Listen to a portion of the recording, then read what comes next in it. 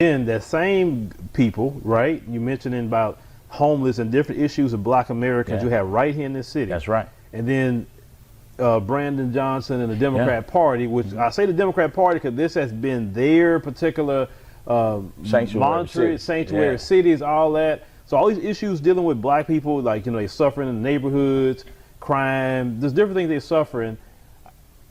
Expound to me how y'all feel about them just bringing everybody, taking resources and from schools that was closed by Rahm Emanuel, schools are closed and putting them there. Like, how do y'all feel about the hypocrisy of it all? And I can't understand for the life of me. I do understand because there's a social conditioning that Black people have been on forever to vote for this particular party that delivers and gives them nothing, right? Right.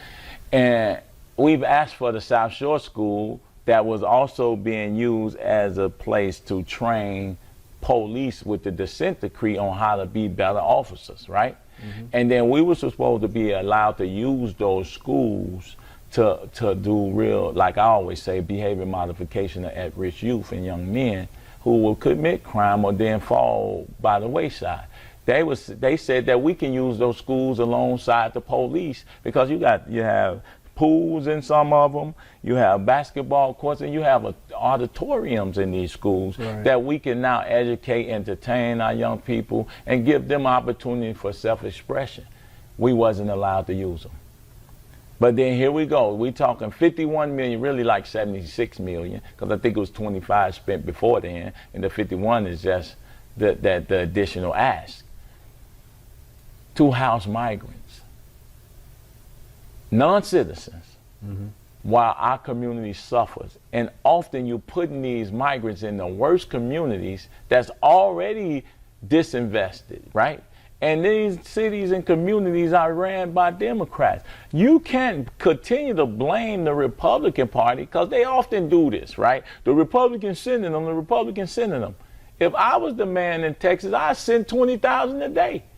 Because if you're saying to me that I can't protect the borders and that anyone should be allowed to cross these borders, and we have to bear the brunt of all of this, I understand both sides. I understand sanctuary cities, but not before you deal with the issues and ills that have affected Black people in America for generations, for centuries. And it's a hypocritical notion at best to say you're going to take care of non-citizens before you take care of citizens. That's my issue with it all. And you mentioned a figure of $76 million. What do you think that money could do in the Black community? $76 million. Let's take two communities, some of the most crime-ridden communities. One thing I would love to do is create viable training programs for young men and boys, right? So when I go downtown and I look at the $56-70 billion worth of development going on downtown, those sites, those construction sites, they don't have 3% Black men on those. Latinos and white men are building those sites. And then when we come in our communities, we allow white men and Latinos to build in our communities, while Black men are languishing in prisons and graveyards. And that's because we have no viable skills. You close down all the vocational schools. I went to CVS, Chicago Vocational Schools, and where I took up aviation power plant, right? So you have none of that going on right now. I think Dunbar is not the same. And then they've taken all the vocational courses. And so there's other groups of people who've taken over the training aspect of their children while leaving our children the language. And like I say, graveyards and prisons is our only lot, it seems like, in this city. And the Democrat Party, you know, they just feel they expect our votes, and then they say, well, we're not like the Republicans, right? This is what they always say, we're not like the Republicans, but are you really not like the Republicans? Well, think about this. You're worse than the Republicans. Yeah. Republicans not claiming to serve us. The Republicans not sitting around saying they're going to help Black people in these communities better themselves. They're not necessarily saying that. We're saying that. We're saying there's something for everybody, but we don't have nothing for nobody, right? It's something for nobody that's in America or nobody that's saying the day that in these communities that's having poverty issues and mental health issues. So when in the state of Illinois, It's a Republican state, Democratic state. You think about it from every level, from the lieutenant governor, that's a black woman, all the way down to the county board president, all the way down to all the black commissioners, all the way down to the mayor is black, the police chief is black, tens of state reps, that's black, over 150 black elected positions in this city. And you talking Democrat, I'm talking black. You see, if you're looking at the party as a whole, we failed our community. But the onus and the disrespect to me is that we have allowed black elected officials to go to Springfield, to go to these these elected houses and committees to represent us with no accountability. We ought to be ashamed of ourselves to allow our black people, those ones we send in these offices, to languish in our communities without being at their doorsteps every day to hold them accountable for the disinvestment. I don't fault J.B. Pritzker. Lori Lightfoot allowed these, even from Brandon Johnson's situation. He just took on the rims of something that was the eels of something that was already there. Lori Lightfoot allowed these people to come in here that way and put them in these schools without our permission, without our advice, or without our support.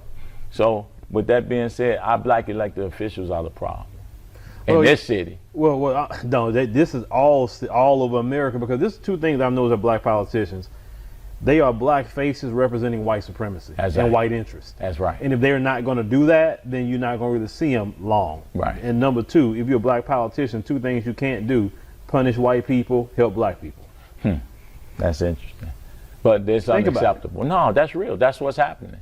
It's unacceptable for me. Like I said, and I'm going to keep saying it, for the only lot for black men and boys is graveyards and prisons. I'm going to keep printing that. I'm going to keep pushing that we have to eliminate mass incarceration and we have to reduce violence in the city. But violence needs a job. You have to train them in skills and replace the negative behavior with some positive.